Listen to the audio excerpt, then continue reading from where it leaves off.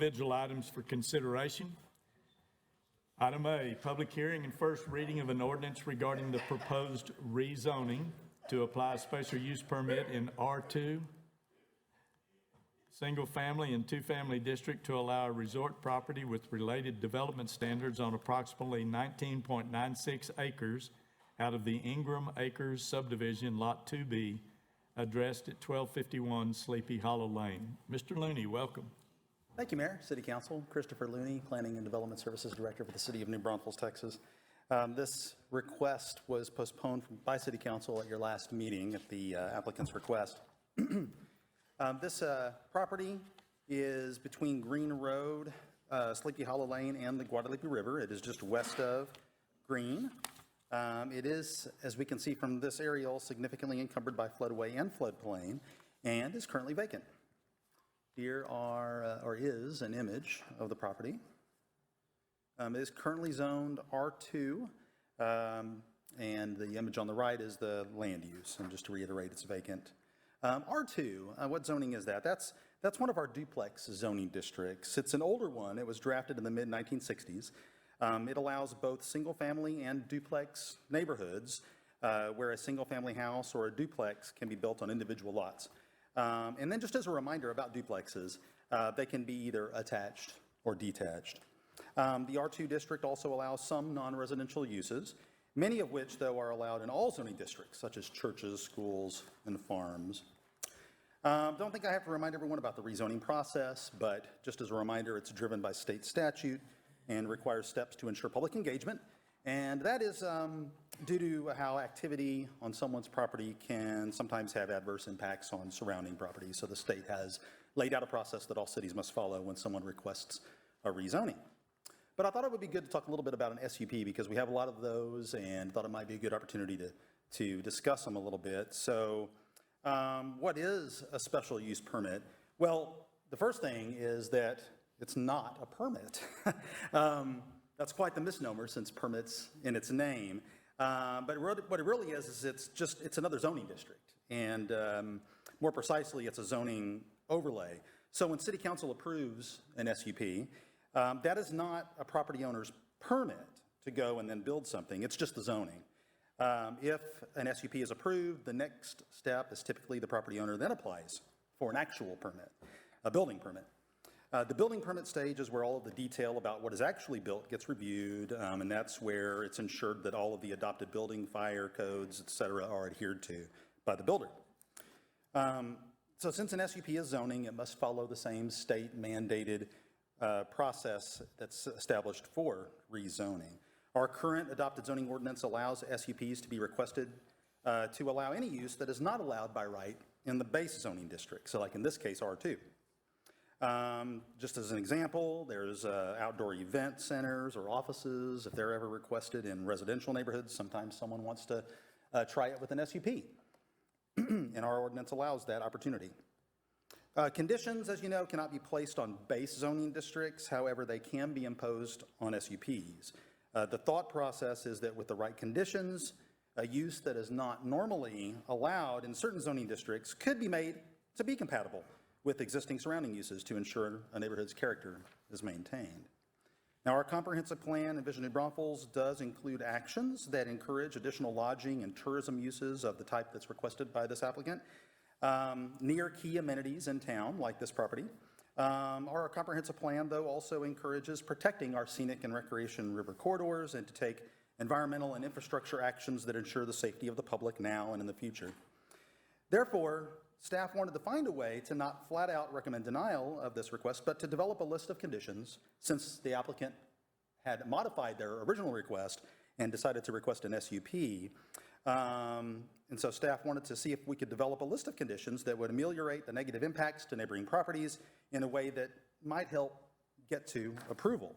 So staff's recommended conditions are listed in the agenda memo, and they include things such as tree protection and residential buffering that's required in the ordinance, specific permitting standards for any campfires that might be there, hours of operation, setbacks, requirements that structures' front doors not face nearby residences, a condition that primary access be to Green Road with access to Sleepy Hollow reserved for emergency access only, And then that a drainage easement encompassing the floodway be designated on the property, which would prevent any vertical structures from being erected in the floodway. Now, I mentioned this at first reading, but staff does still recognize that final condition about a drainage easement, creating a non-buildable area, is really the most conservative approach to protecting downstream property owners. Therefore, we as staff accept that there are likely quite a number of alternatives that the property owner could come up with to mitigate and still be able to build in the floodway. And so the applicant will speak next and share their proposal in more detail at the request of City Council at the last hearing. And they would then request that to be made part of their SUP. If City Council approves this SUP, the applicant will still need to obtain a floodplain development permit, and that will include going through the flood study, and the flood study could likely provide direction on how the property owner would need to modify their property to accommodate development, and then they would eventually obtain building permits. So just to reiterate how the SUP is not a permit, they would still have the building permits to apply for. We did mail 31 notices to owners of property within 200 feet. We received 5 in favor, and that includes one additional one we received today, property owner number 30, which the 200-foot radius captures just a corner of that property. And then originally, the city received 13 responses in opposition. However, one who was opposed did rescind their opposition, so opposition is now no longer above 20%. Therefore, only a simple majority would be required to approve this request tonight. Again, the applicant is here, and they would like to present their alternative for City Council's consideration. I believe they have some slides here. I'll advance to those. Okay, council have any questions of Mr. Looney while he's at the podium? I have a question, Mr. Looney. Thank you for being here also later than normal. In the event that they build something within this development area, when it does flood again, because it will, even though we have a drought right now, do they also have to submit a safety plan to the city as how they would have to get the people out of the area? How does that work? That's something that has been required of developments in locations like this in the past. It's something that would be reviewed by the fire department to ensure that there could be the safest means possible for the owner to facilitate the escape of people who may be on the property at the time of a flood. So that's part of the process? It's not part of the zoning development? process. It'll be part of them obtaining all of their permits. Okay, Yes, thank sir. you. Yes, sir. Okay, if the applicant would like to step up to the podium and give us your name and address and show us your slides, please. My name is TJ Grossi, 1301 Amanda.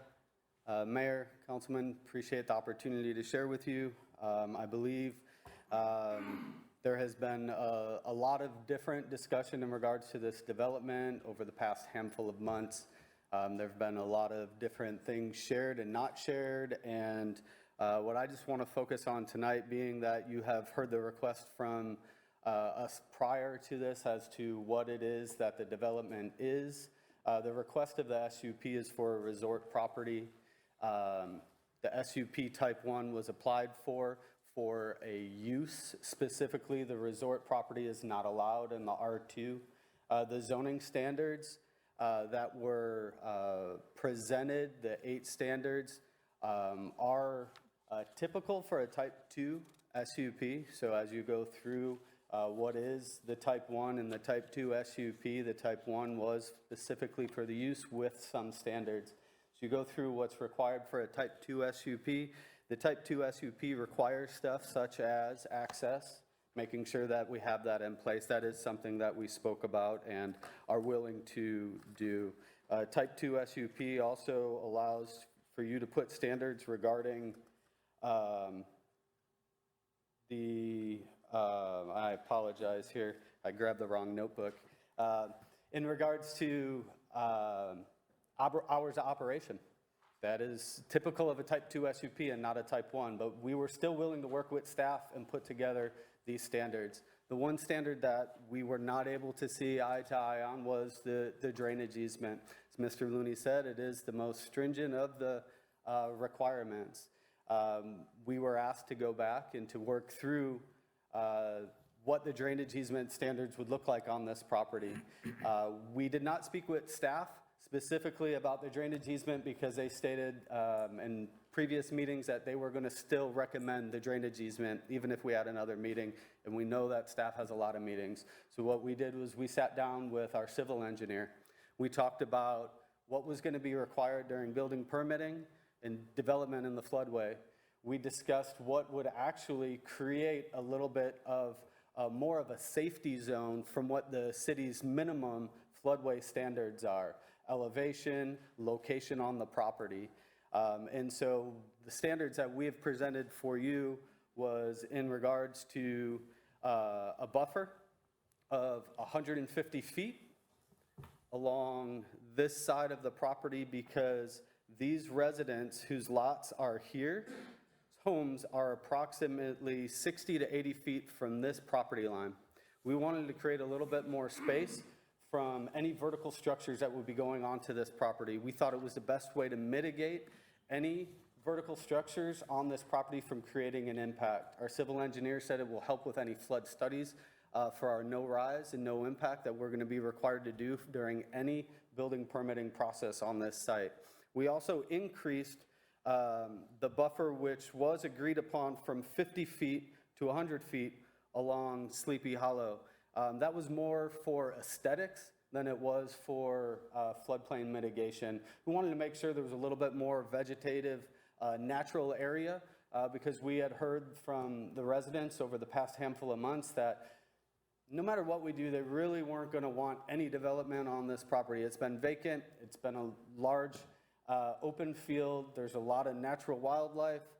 We've spoken to one resident who enjoys even looking onto the field at the deer that are on the property. Wanted to make sure there was a little bit more of a buffer along Sleepy Hollow, even though that was not recommended, only a 50-foot buffer from staff. So we thought this was going above and beyond the normal development standards for building in the floodway. We also have the opportunity to utilize this 8-acre pond. Now, some of it is not within this SUP, but it will be a part of the entire development.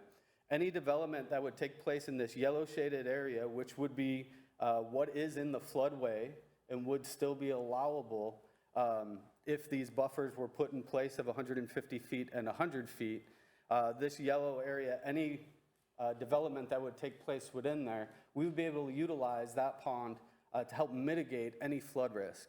We've already spoken with our civil engineer regarding what would need to be done on this property to help with mitigating that risk. Building in the floodplain and floodway is a concern of council. I understand that. It is a concern of the residents. It's also a concern of the business owner.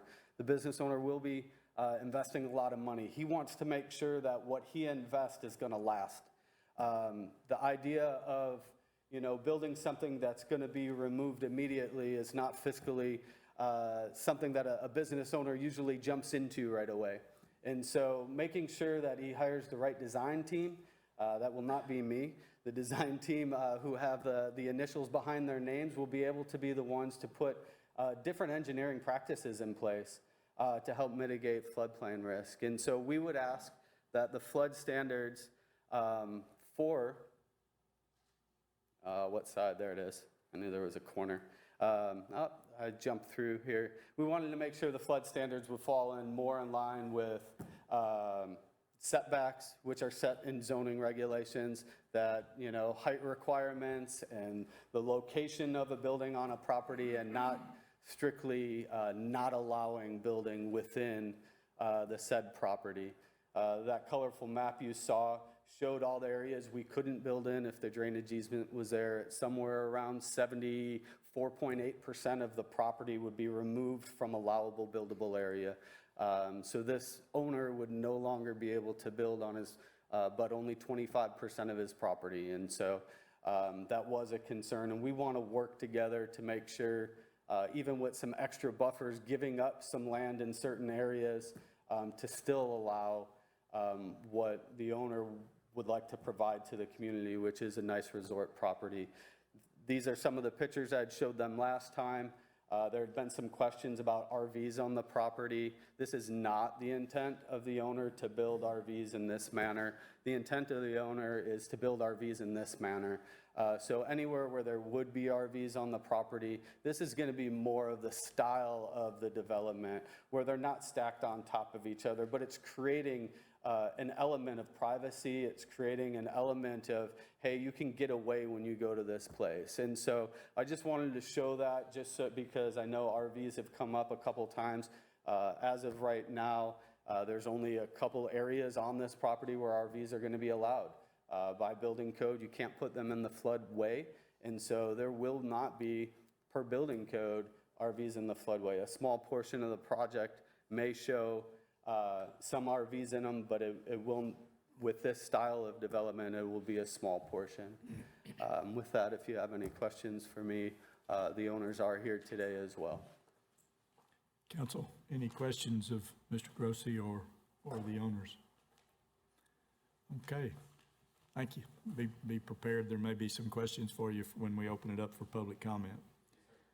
Okay, we'll open this up this is a public hearing, so we'll open it up for public comment. So those who live within the 200-foot notification area and are in opposition to this particular item, if you would step up to the podium, state your name and address for the record, and limit your comments to 5 minutes or less.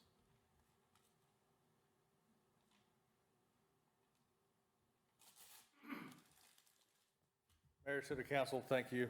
Greg Greben, 1342 Sleepy Hollow Lane. I know it's a long evening, so I will be short. This property has been in my family since early 60s. And living through multiple floods, anything in the floodway or floodplain, it's just a risk.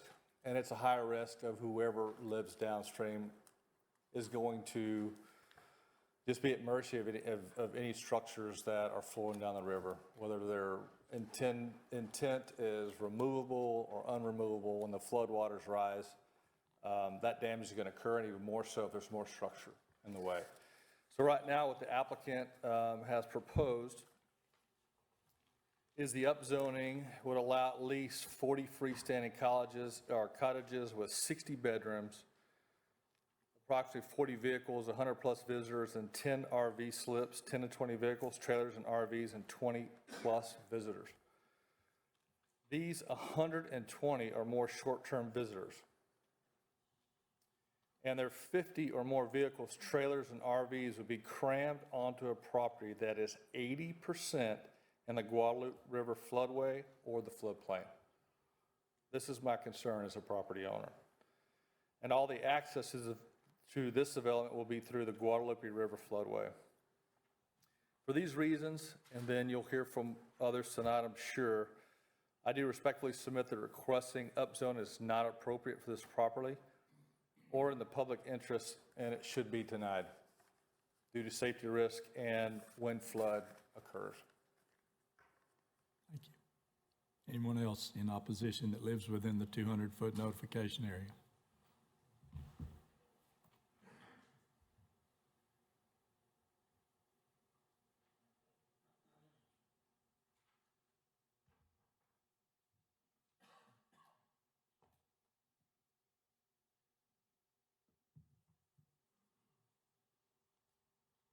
Hi, Ted Meadows, 1330 Sleepy Hollow Lane. I'll apologize if I run a few seconds over, but I'm speaking on behalf of family members that couldn't be here this evening.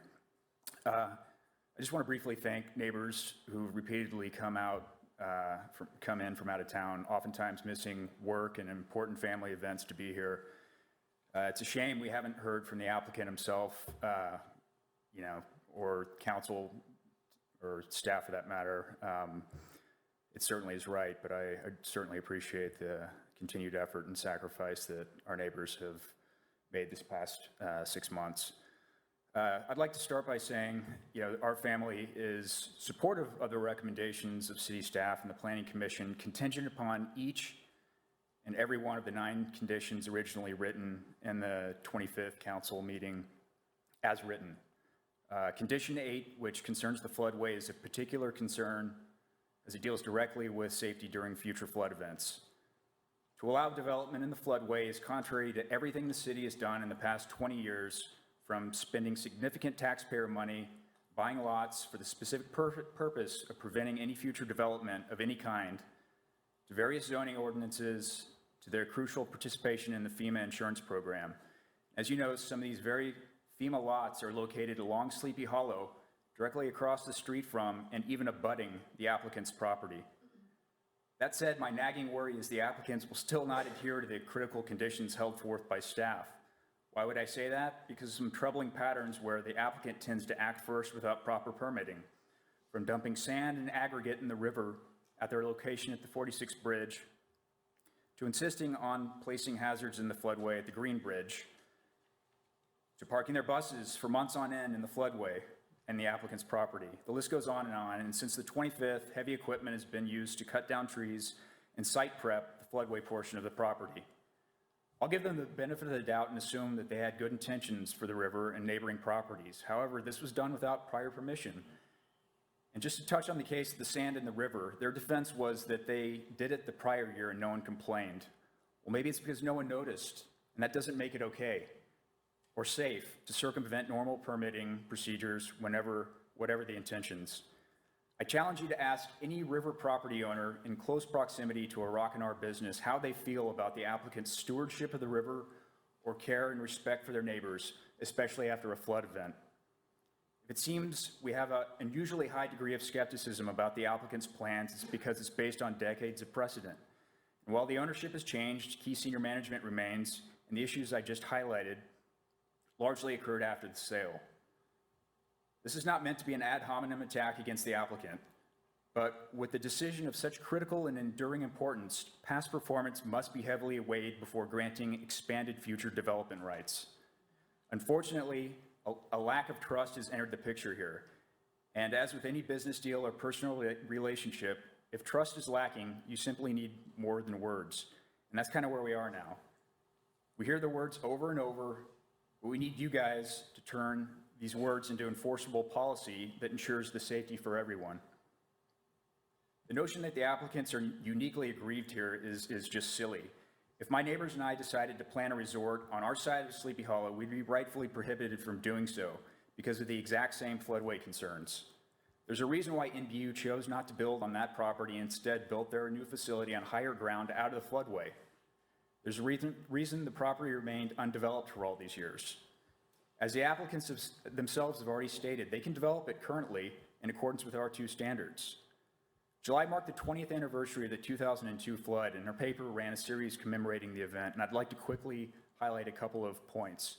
Quote, among the devastation, the fact that no one drowned in Comal County is not only a blessing, but a testament to the exceptional planning, preparation, and perseverance.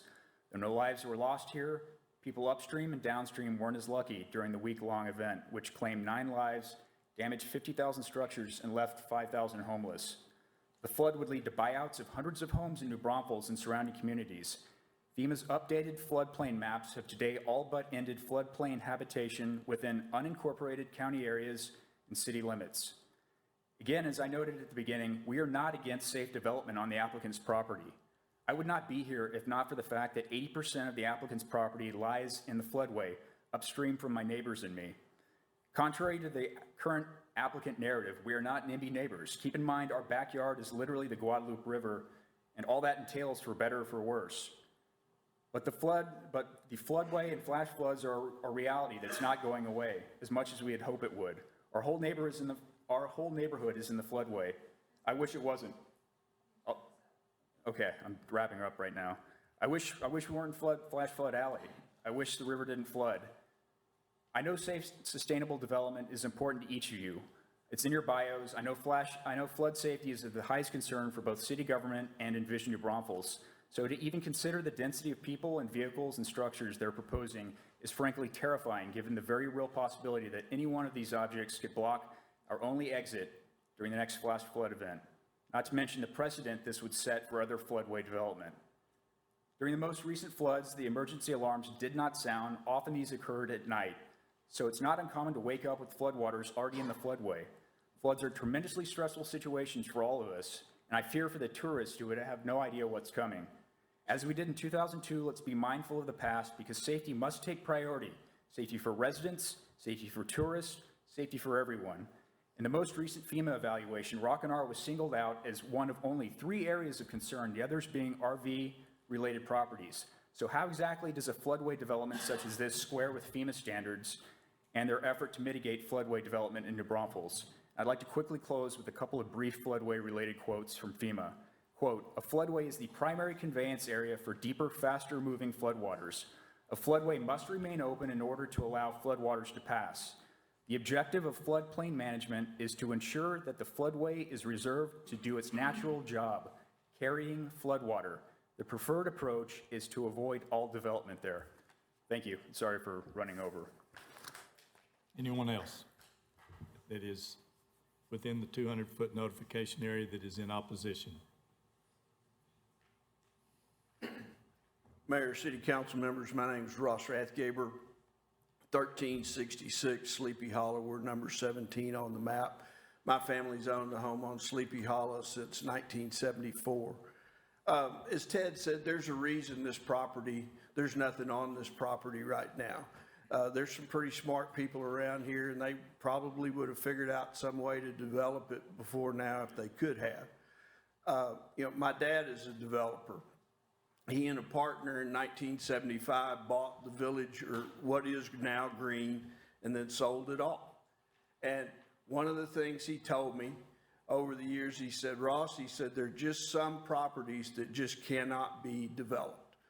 And I would submit to you that at least 75% or 80% of this portion of this property, which is in the floodway, can't be developed, at least responsibly and safely.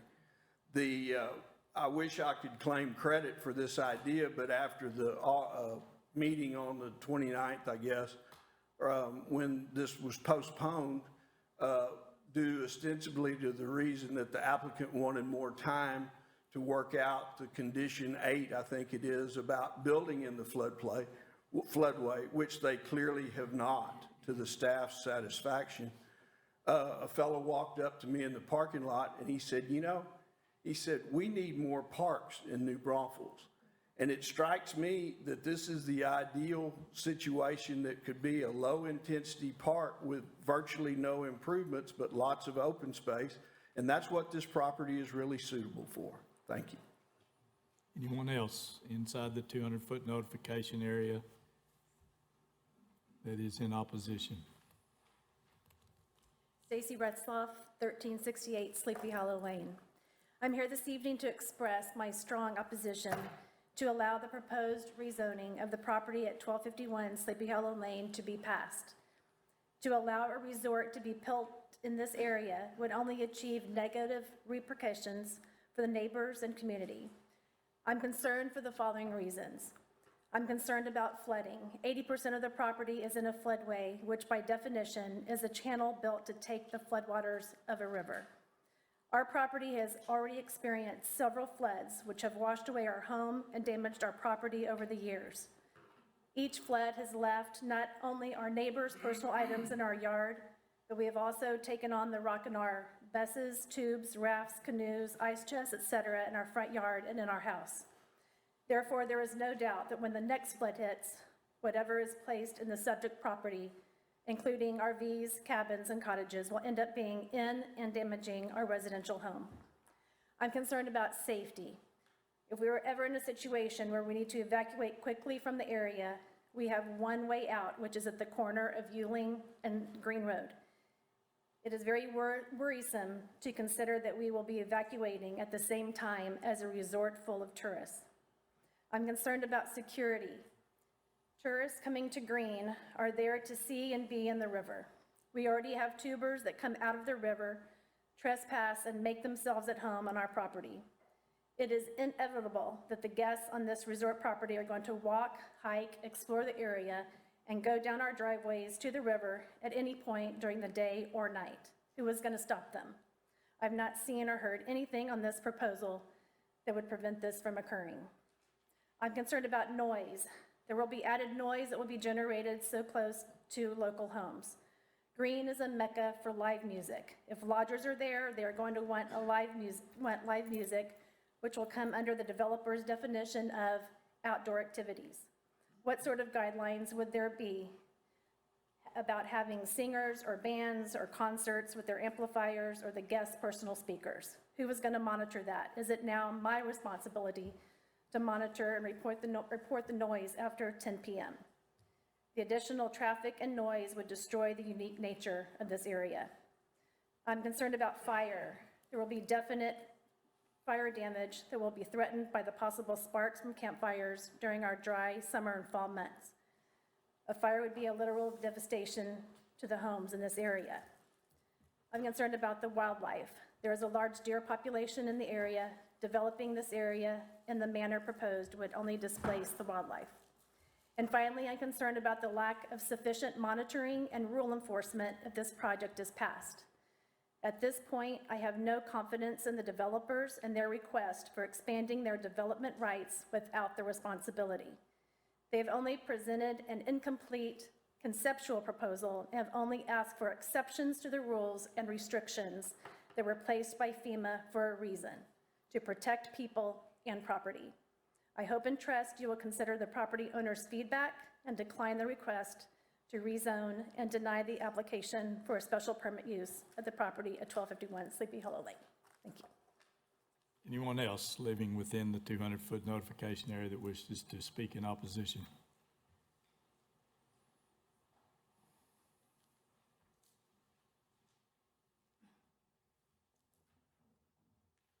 Scott Retzloff, 1368 Sleepy Hollow. A lot of what I was going to say actually has been covered, so I don't want to be redundant. So the last flood was October of 2021. The council is only too familiar with it, with the dealings of the RV park underneath 35. In less than an hour and a half, the river rose 15 feet. That happened at 2:30 in the morning.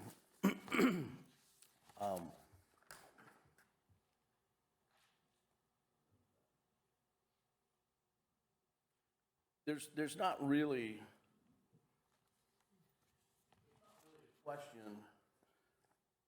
a question of if this property will flood or not. It's going to flood. And to think that it can be developed safely is just an incorrect assumption. It's dangerous. FEMA has decided that. The city staff has decided that. You can do things to make it less dangerous, but at the end of the day, it's still dangerous. So the buying of properties, the restriction tightening continually going on for the last 20 years, since there's been 6 floods in the last 22 years, and they're increasing at an increasing rate, and their levels are increasing at a higher level every time. So even the maps we're looking at may or may not be correct. Throughout the property that we're talking about in the development in the floodway, the level of water at the time of the flood was anywhere between 6, 8, 9, 10, and up to 14 feet at some levels. This picture here, that's actually a picture standing right next to the subject property, looking south across Sleepy Hollow. Sleepy Hollow is actually underneath that water, underneath about 8 feet of water. And that water's not standing still, that water's moving, and it's moving fast. Everything in its way is being taken towards all the houses that are on Sleepy Hollow that have been there for 60 years. Flood started in New Braunfels in 1869. This is not a new thing. This zoning case is not typical in its objections. Opposition is not about potential eyesore or a nuisance. It's not centered on the fact that the development is not consistent, although it is not consistent with or disruptive of the tranquil neighborhood that's been in place for 60 years. This proposed development is dangerous to the citizens of New Braunfels and their property. This proposed development is a formula for disaster with the likelihood of loss of property and potentially tragic, including loss of life. The city is keenly aware of the danger posed by development in the floodway. Our community, including city staff and the members of this council, has spent a lot of time and resources to administer the floodway ordinance rules that make things as safe as possible. The council dedicates a lot of time and is currently pursuing the before-mentioned RV park under 35. The reason we're here tonight is because the applicant wants to increase the development rights in the floodway for the subject property. The current zoning has been in place since they purchased the property. It's been in place since 1999 that I know of, probably before. The subject can be developed under the current zoning and the same rules that everybody else in the neighborhood has had to develop under. When we developed our house, there was not a negotiating item. Our house had to be a foot above the base flood level. It didn't have to come close. We didn't get to talk about the possibility of it being less. That was the ordinance. That's what we had to follow. We didn't negotiate it. That was the rule. That's what we did. The zoning process only works if everybody follows the rules. If they don't follow the rules, everything that we did to lessen the danger, we did make it safe, to lessen the danger of our house is undermined by further development of people who aren't following the rules. They're putting everybody else in danger who followed the rules. Mr. Reslop, your time's up. Let me finish right here. This is a very unique property, given its proximity, that's already been mentioned. We're opposed to the development of the property without the appropriate restrictions. None have been offered. City staff recommendation is consistent with the city's current policy and has evolved over years of dealing with these properties. The request of the property owner is being handled no differently than any other property that would be requested under the same circumstances and facts. For these reasons, I'm asking this request to be denied, and I can answer any questions. Anyone else inside the 200-foot notification area that would like to speak in opposition?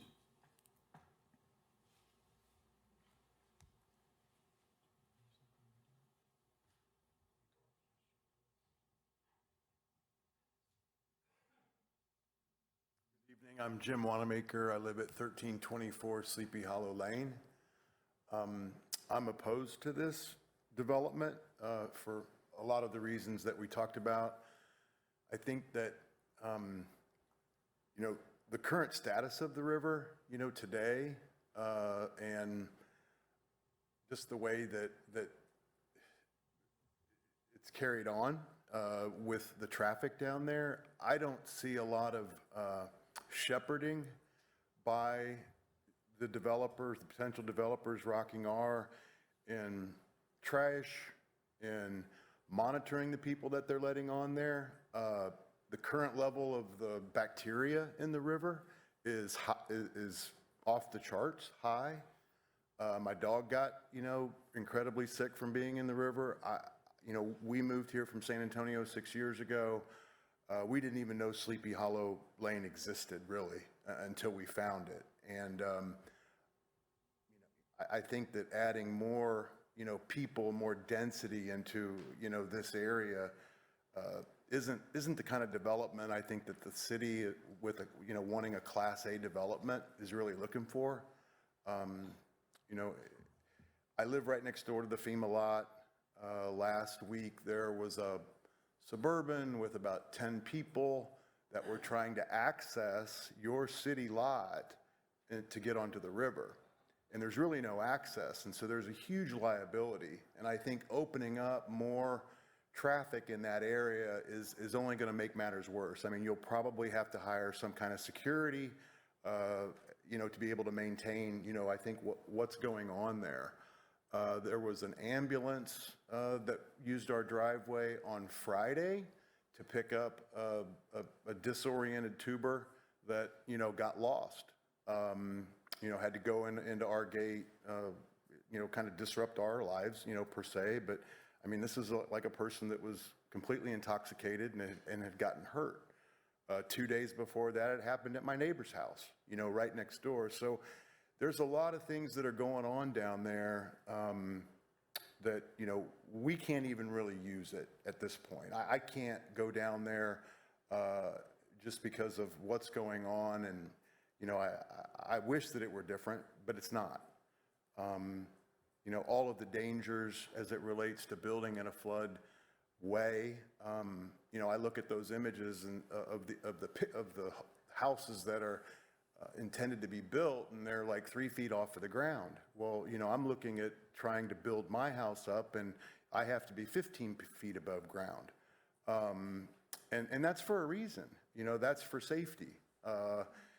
So I think you should really think through this, because I think there's a lot of risk, associated with putting, density in a very dangerous area already. And I think a lot of that's already been pointed out, but there's also a real element of if any of you guys lived where I lived and you invested in what I invested in, and the homeowners in our area have invested in, you wouldn't accept it if you were to put yourselves in our situation, because it definitely would be disruptive and not safe. Appreciate your time. Thanks. Anyone else living inside the 200-foot notification area that would like to speak in opposition? Anyone living within outside the 200-foot notification area that would like to speak in opposition?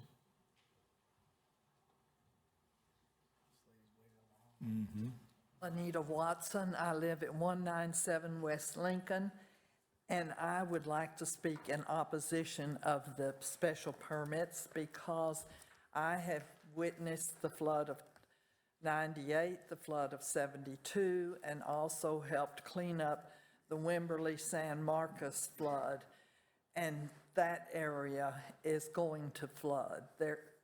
I don't know when, but it will happen. And I drove down there today just to double check, and there is so much building above it, and building elevated, having built elevated myself, that doesn't protect you.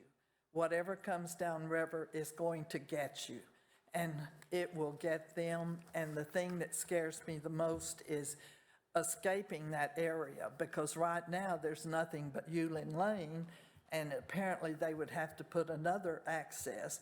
But when I tried to get out, the traffic coming up and down Green Road was such that I see lives being lost if they build there. Thank you. Anyone else outside the 200-foot notification area that would like to speak in opposition?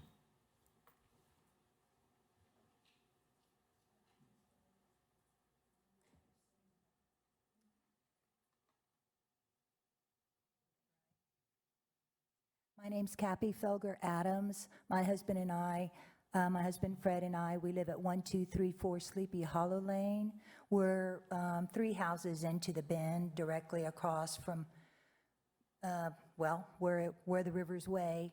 As you can see, that's the city water tank that hit our carport and went under. So anything from Green Road comes across that field and hits our house. We are not on the river, but the river comes to us when it floods. And I think everybody's pretty much said everything that we would want to say. We're totally against the building in this region. If I like the park idea. I thought of day fishing, boating, people leave, I could see some of that possibly being used for the property. But FEMA has regulations and requirements for a reason. This is a danger. We're going to cause lives to be lost in this area. Our lives could be lost, but I know to get ready. Mr. Meadows and I were speaking about having things in our closet that are prepackaged already. I mean, I have pictures in plastic containers. They're ready to go. I've packed my car I don't know how many times, over and over and over again, every time we have a rain event. I believe we had one like October 30th or 31st a few years ago when I was working at Oak Run, and my husband was evacuated while I was at school. You don't get a chance to pack your stuff, but you keep your things in compartmentalized, important papers, this and that you just grab and pack. So all the buying back property, it's just a dangerous place to build, and it hasn't been built on, like everybody said, for many, many reasons, and it's just not safe. The warning system went off again this week when I was at my parents' there at Landa Park on Liberty Street.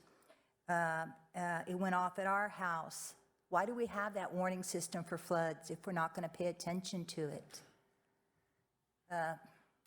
You know, it happened, and it's going to happen again. And I would hate for us to have lives lost in that property, and us all know that we shouldn't have allowed it to be built there, and we should have protected people. Tourists don't think about coming to New Braunfels and grabbing their stuff and getting out of a floodway.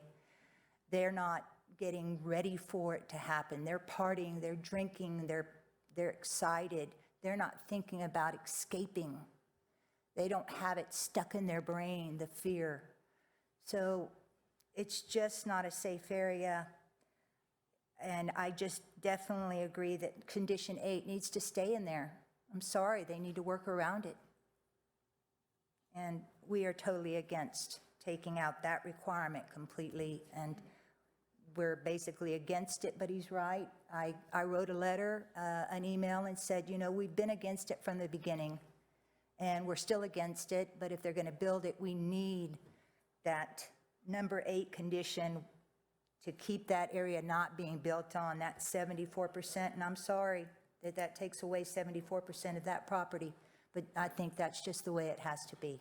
Thank you for your time, and everybody staying here so late and listening to people, but I just don't want any deaths on our hands when they could have been avoided. Thank you. Anyone else living outside the 200-foot notification area that would like to speak in opposition? Anyone outside the 200-foot notification area that would like to speak in favor? Outside, in favor. Okay, we'll jump to that. I thought I started with the favor. Okay, we'll go back to the 200-foot, inside the 200-foot notification area, in favor.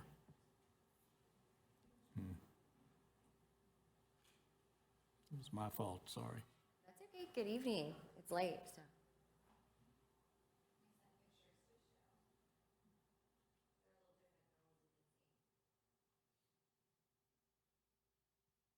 I'm Amy Rensvold, 1421 Sleepy Hollow Lane.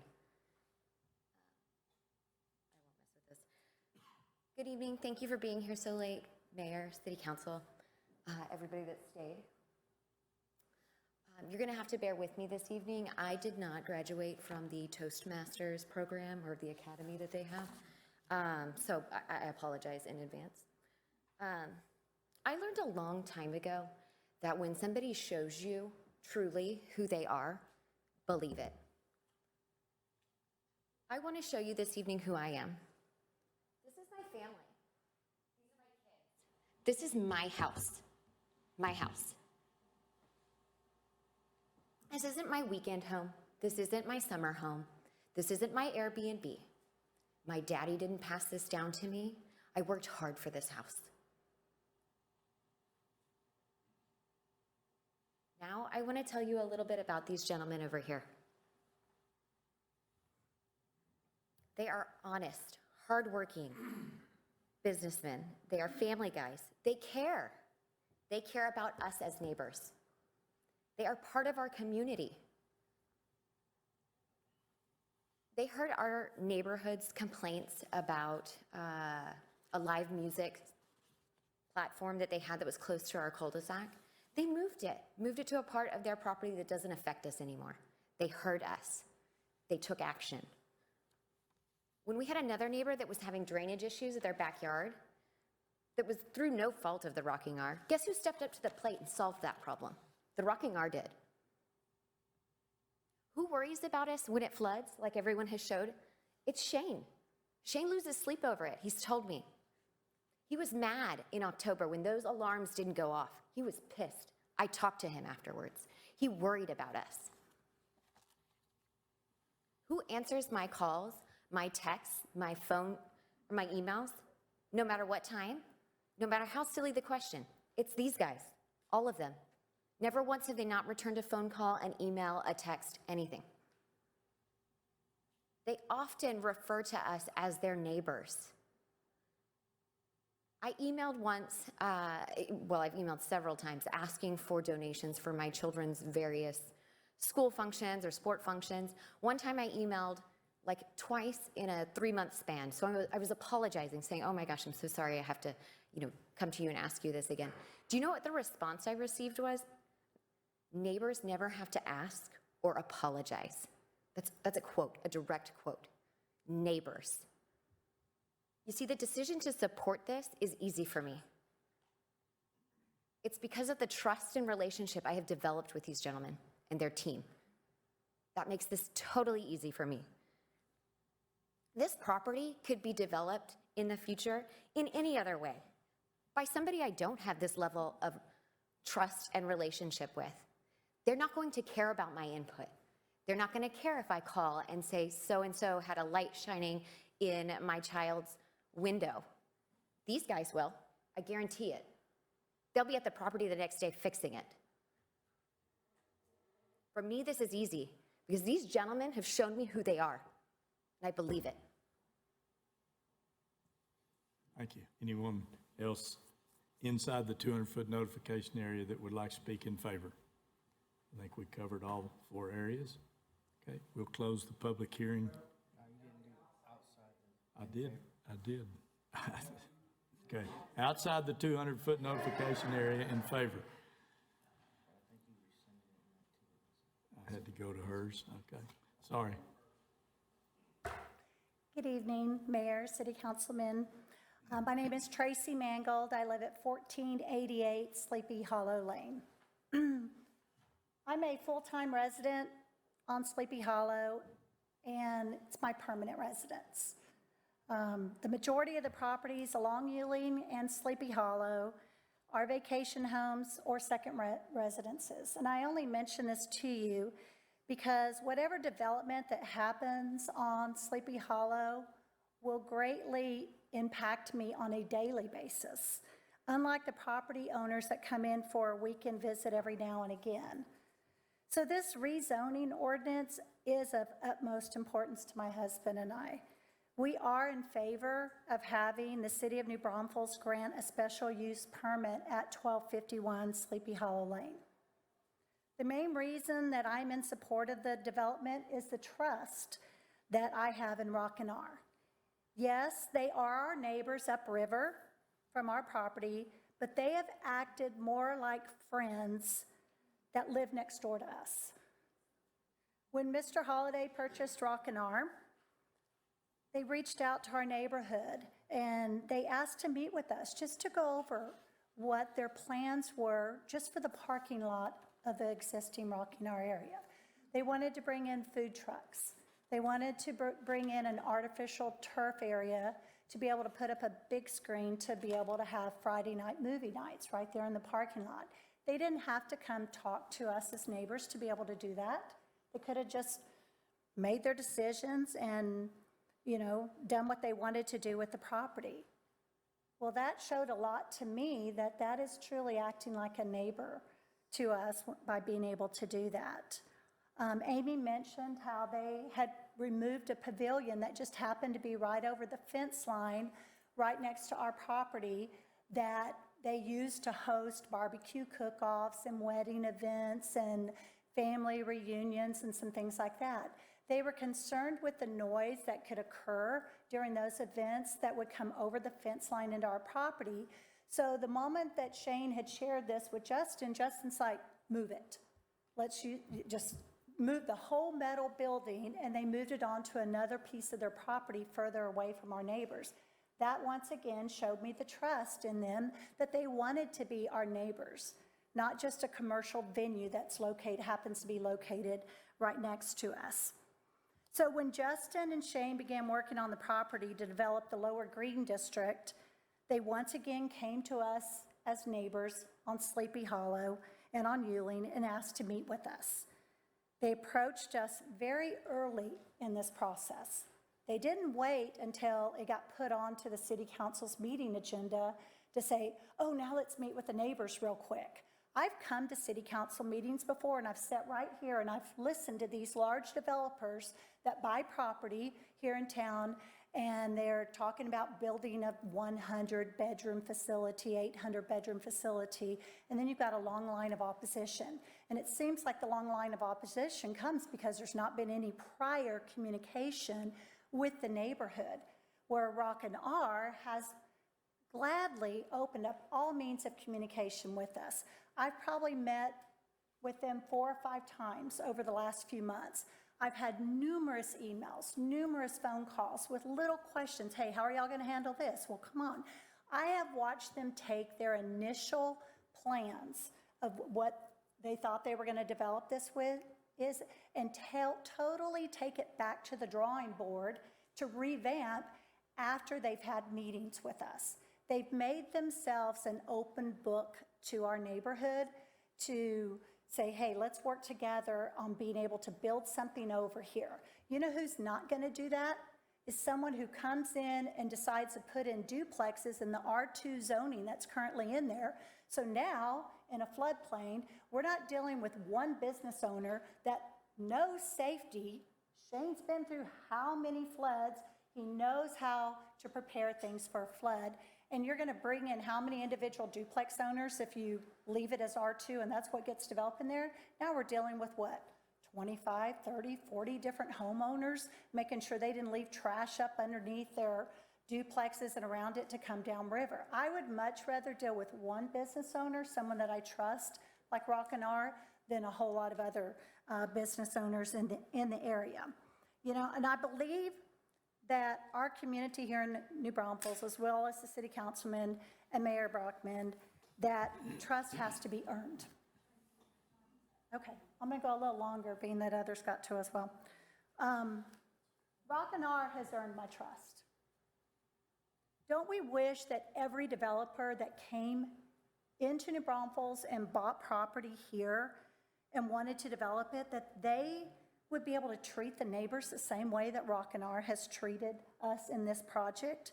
These guys over here are the type of folks we want in our town, developing our town.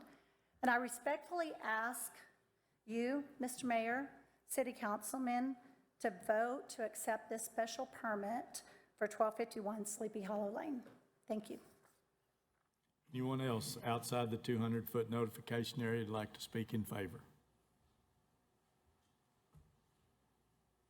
I'm Manny Gagliardi. I'm at 1488 Sleepy Hollow. You just heard from my wife. I'm also a trustee of the Sleepy Hollow Property Owners Association, and we've got about 17 properties there at the end of Sleepy Hollow, just past the curb where it says private road going through, if you've ever been down there. And I met with a lot of the property owners there, and 15 out of the 17 are all in favor of this happening. They're not in opposition of us putting in this development. And it's for that one reason that my wife spoke about earlier, so that there's a lot of trust in the owners of the Rock and R. Correct me if I'm wrong, whoever is with the zone. This is actually a zoning meeting, right? It's not a building permit meeting. So all the opposition that you heard in terms of flooding, if somebody wants to build on that today, there's going to be duplexes that can flood and cause the same damage as a casita coming down the floodway today, okay? So the opposition of it in terms of flooding is moot.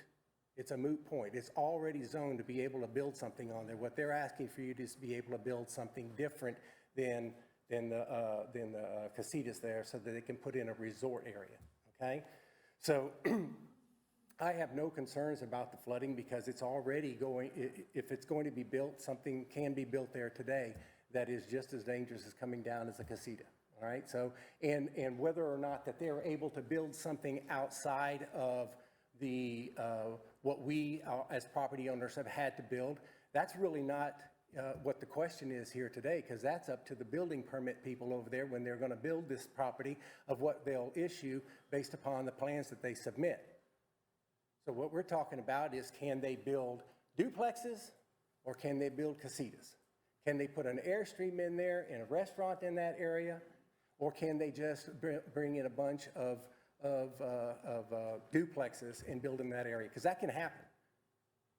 So I, as a property owner, want to work with, like my wife said, a trusted partner. Shane is absolutely amazing. He's a neighbor of ours. Anytime we've had a problem, any problem with the tubers or with the noise or whatever, he's on it, like a good neighbor is. And that's who I want to develop this property, because it's going to get developed. So I'm standing up here today and asking you to approve this development for them. Thank you. Thank you. Anyone else living outside the 200-foot notification area that would like to speak in favor?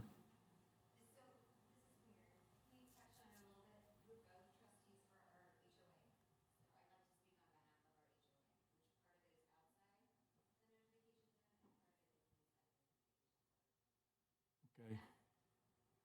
Yeah, 3 minutes. I know some people may not follow that rule, but this will be really brief. Let me illustrate this too, because I know especially for some of the property owners down Sleepy Hollow, they get confused. I don't know, it's fairly obvious. We have big stop signs that show no trespassing, private road. But this is our HOA. These are the properties in our HOA, so obviously these are the ones in the notification zone. These are the ones that are up against the riverside. Our HOA is formed by 4 members, 3 trustees and 1 secretary treasurer. Manny and myself and Wade Sadler are the 3 trustees. We are charged with making decisions for the property owners. The 3 of us, I mean, we've spoken to neighbors. Like Manny said, there's only 2 that are in opposition of this project. We as trustees felt like this was the best use, the highest use of this property, and that it benefited us to continue to work with them for a compromise, something that fit both of our needs. So that's all I had to say on behalf of the HOA. Okay. Under my 3 minutes? Thank you. Thank you. Appreciate the clarification. Anyone else outside the 200-foot notification area that would like to speak in favor? Okay, we'll close the public hearing and we'll ask questions at this point. Mr. Mayor, I would like to ask Mr. Looney some questions, if you don't mind. I would like to, but I'll wait. Okay. You too? Mr. Looney, could you explain building in the floodway, and is there currently a building being built in the floodway on Sleepy Hollow, a residence? I'm unaware of all of the building activity occurring throughout the city, so I couldn't tell you whether or not there's anything under construction in the area or anywhere. Well, can you explain how you build in a floodway as far as being a foot above a... I'll give it an attempt.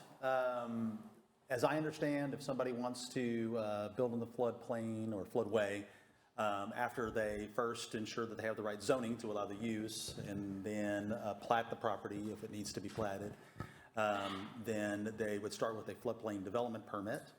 And based on what they're illustrating that they want to build, it may require a study be done, a flood study. And then that flood study may inform further activities that may have to occur. For example, if they're indicating that they need to move dirt, move earth around in order to accommodate what they're building, whether or not they're building a structure that would have to be on stilts, or whatever the case may be, that may indicate that they need to submit documentation and engineering studies to the Federal Emergency Management Association for review.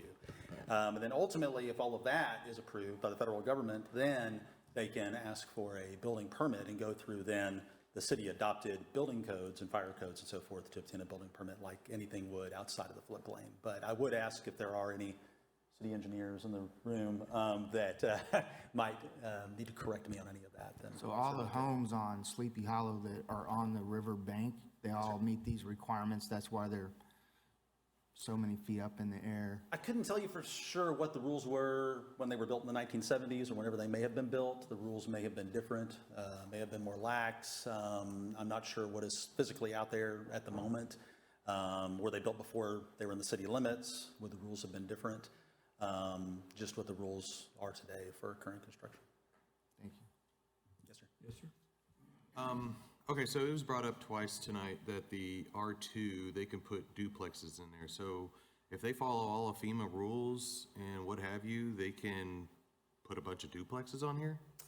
Well, so if somebody wanted to develop a neighborhood of duplexes, that would be a whole different process than what's happening now. So R2 zoning does allow duplexes, individual duplexes on individual lots. So if they wanted to divide it into individual lots for duplexes or single-family homes, because that's also allowed in R2, they would need to plat the property. And then we know from what I elaborated on at the last meeting that if they plat the property, then that drainage easement requirement would be automatically triggered. And so that is possible, but again, if you're going to build in the floodway, you'd have to go through those same floodplain development permit and flood study requirements in order to build houses within the floodway. So it's potentially possible, but if you have to plat the property, then there is the requirement for the drainage easement to be placed across the portion that is floodway. And so that would preclude them from building homes on individual lots anyway, after platting the property. Okay. I have a question for the applicant. The alarm not going off is no fault of y'all's. The alarm, The flood alarm going off is no fault of y'all's. No, sir, that is controlled by the city. Okay. Or Word possibly, I believe. Word also is involved with some of the alarm notification stuff. Okay. Do you want to answer to any of the stuff that was brought forth before us after, or during the negative, not the negative, but the opposition, excuse me, of this? Sure. Access was one of the things concerned. I believe when it comes to the issue of exiting the property, there is currently, which was requested by staff at previous meetings and in previous Plans Commission meetings, that there would be a permanent access agreement through our neighboring property. So this is our neighboring property here.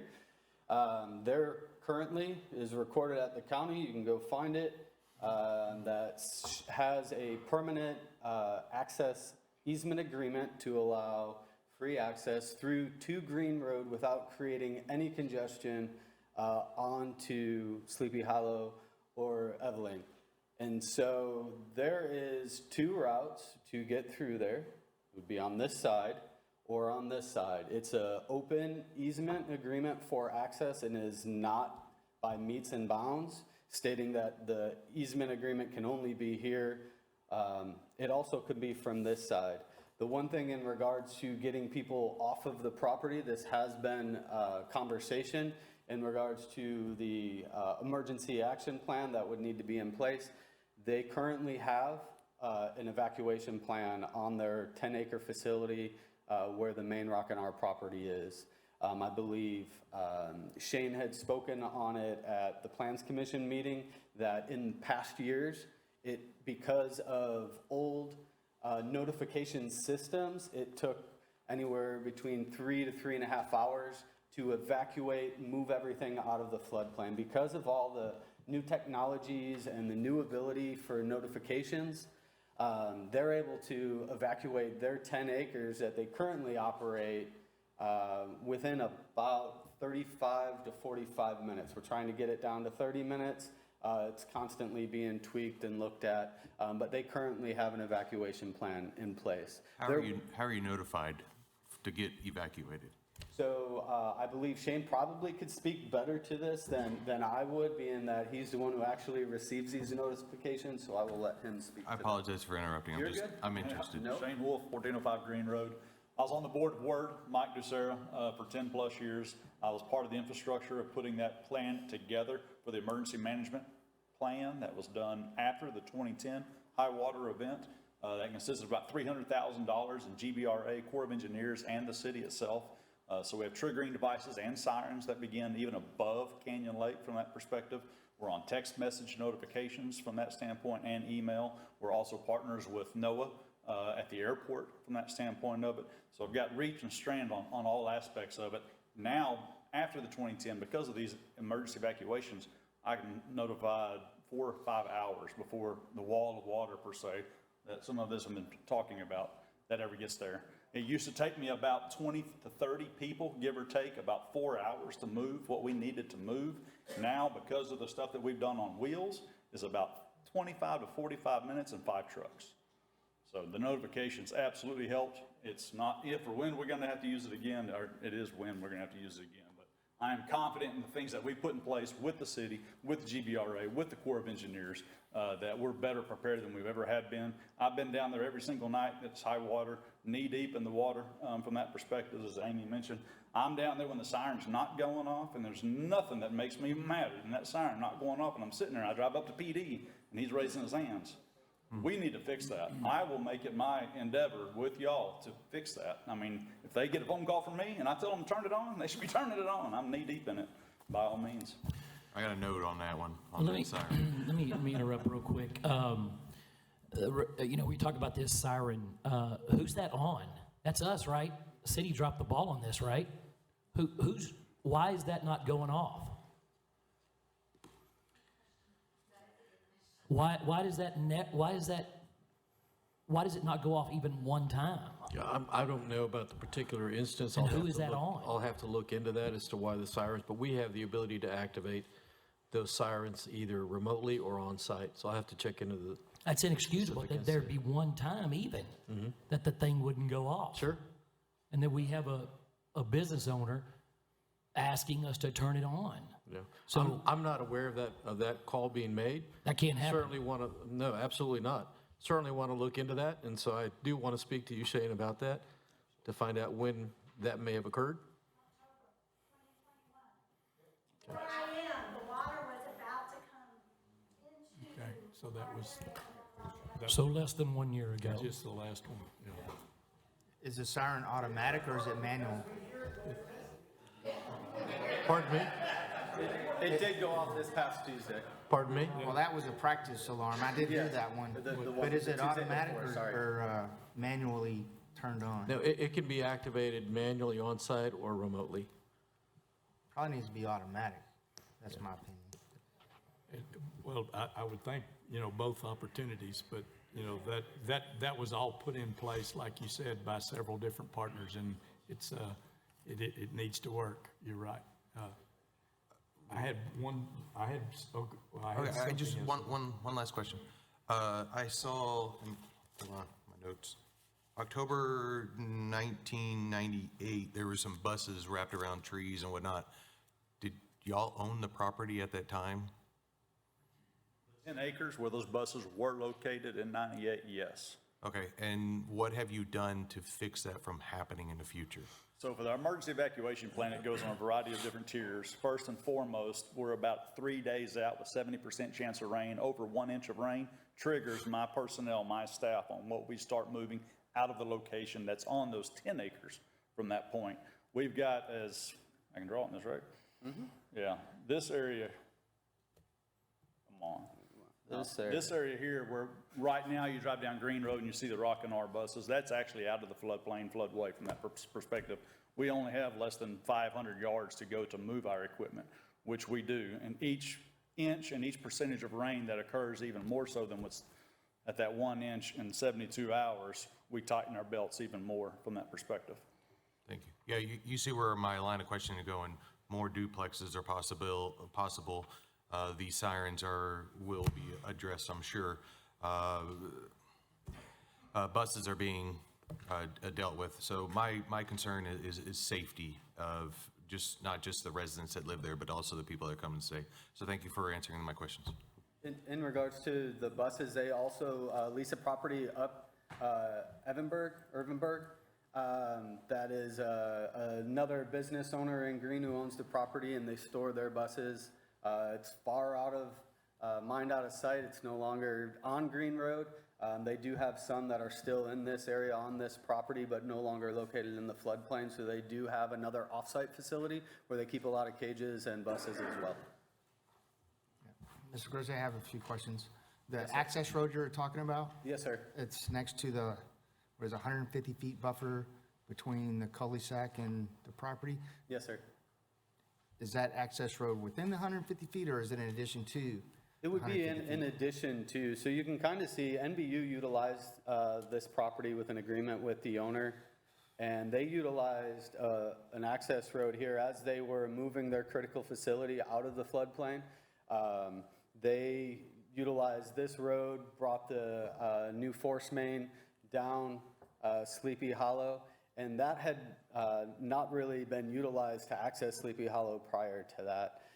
It is still in place. There's still gates there. We had agreed that it would only be utilized for emergency access. We've spoken with the fire marshal's office in regards to a resort property. They did ask that there would be secondary access to get into the property. And so we would like to reutilize that same location, but again, it would only be for secondary access. So this road actually would create a little bit more of a buffer than the 150 feet, to be honest, when it comes to actual vertical structures. It would probably be closer to 180 to 190 feet of actual buffer from vertical structures. And the residents of Sleepy Hollow be able to access this as well? That would be something that could be a part of Like the HOA? our evacuation plan, if that was something that the residents wanted to utilize to get through here, that during an evacuation that we would be able to open up those gates to allow, say, residents here to get out this way as opposed to having to go all the way down while all these other residents are trying to get out. It would alleviate some of the congestion. Again, this is the floodway, this is the floodplain. To actually get out of the way of a flood, you only have to do it within our own property. You really don't have to leave the property. Again, you don't have to go all the way to Green Road to get people to safety within our own 35 acres. I believe you saw a picture of the MBU tanks in someone's property. I don't believe when they took that picture, they weren't too far off of Green Road. As you can see, the floodplain floodway comes through here. These properties over here don't flood. It's not like for safety you have to get all the way to Green Road and leave New Braunfels. You got to just get up high enough to where you're sure that you're safe and then figure out how you're going to get to where you need to go. There's no traffic coming down Green Road when there's a flood. That entire road's underwater. People aren't leaving Green Hall coming down Green Road and creating traffic. People are coming to gawk, and people are coming to look who don't live in the area. That's a very common thing in town. And so we know that our police department, our fire department goes and ensures they set up barriers and barricades, low water crossings. They make sure that in a situation like if Green Road Bridge was to be underwater, they would ensure safety. And so our first responders would be making sure we don't get the gawkers coming out and congesting Green Road when there are people trying to actually get out from their homes. And another question, can you go over how development, I know y'all are not there yet, but what you're proposing with the zero rise, zero impact, how does that work? Sure. So Mr. Looney elaborated on it. It would be the same thing whether it's duplexes or... It doesn't matter what structures were to go here in the floodplain, floodway.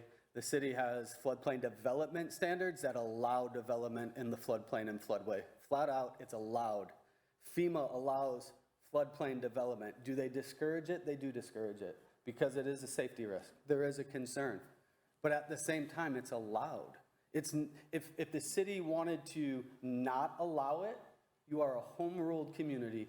You guys have every aspect of authority at your fingertips to pass an ordinance that says this development is not allowed in the floodplain.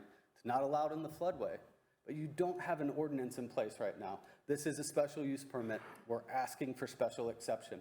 I understand that we could put some regulation on it, but what will end up happening here would be the same as anywhere else in the city of New Braunfels because it's allowed.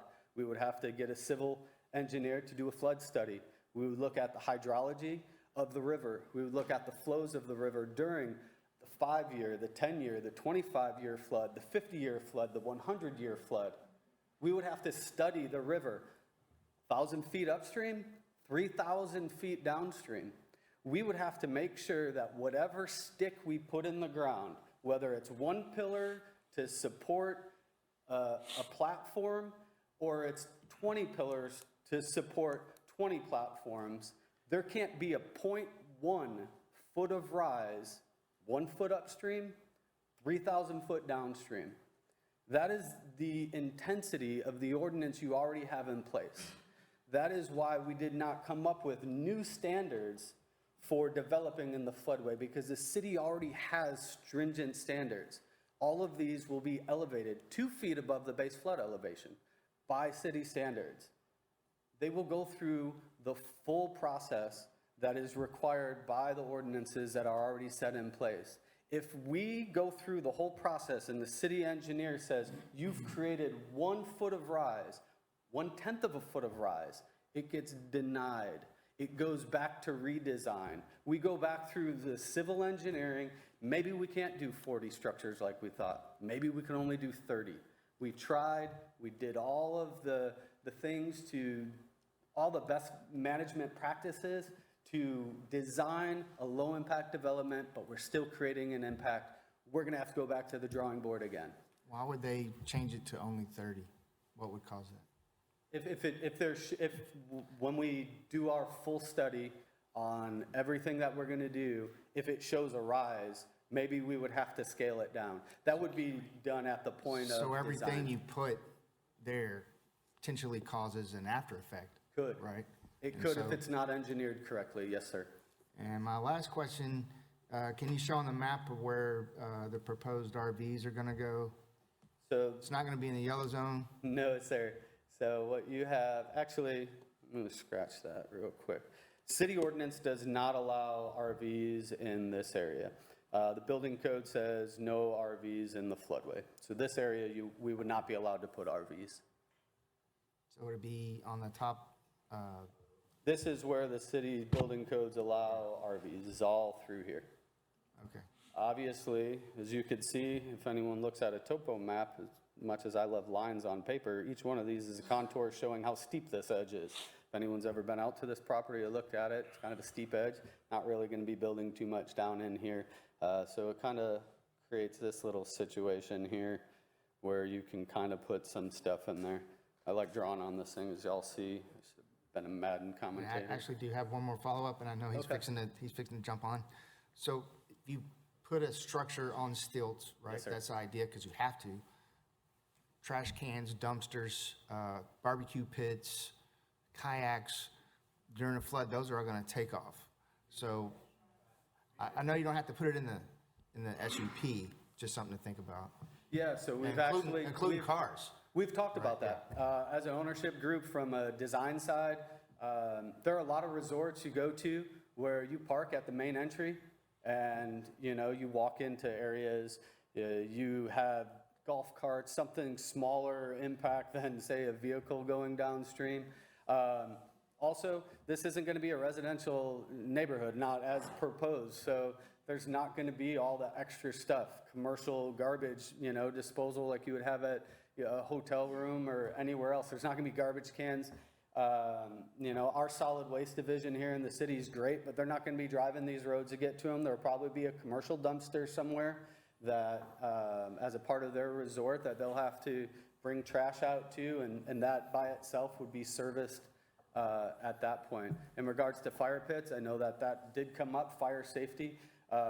There wouldn't be any burning if there was a burn ban in town. The fire department permits fire rings by an annual permit, and it would be something that the fire marshal's office would inspect and ensure that the owners are maintaining as well. Mr. Wolf, Mr. Wolf, quick question for you. So October 2021, we had the flood. The alarms did not go off. The sirens did not go off. Did you have ample time still to evacuate? Were you able to fully and effectively implement your evacuation plan? Absolutely. We were down there about 12:30, 1 o'clock when that rainstorm, actually it set over Bretsky, which we have not seen a storm sit that close to Green, which gave us more challenges, which I'm excited that I went through from that perspective. But yeah, I had a team of about 15 to 16 of us. We had very minute things to actually move. We were standing down there in it, where if y'all been out to the celebration, where our green space was, water got right up to that, got into the two areas where the celebration was happening 4 days later from that perspective. And we actually watched it reside back into the actual river. But at that time was when I took back off up there to the siren to find out what else was going on, and that's when PD was there. And you didn't, excuse my voice, you didn't lose anything? You didn't lose any Some equipment? mulch, yeah, I still had some Okay. trees that were a But little upset, but No outside of that, buses, okay. no. Mr. Looney, quick question for you. So let's say this is denied, just throwing it out there. They build duplexes, and I'm not sure if it has to be replatted or not, but let's just say that they build duplexes in there.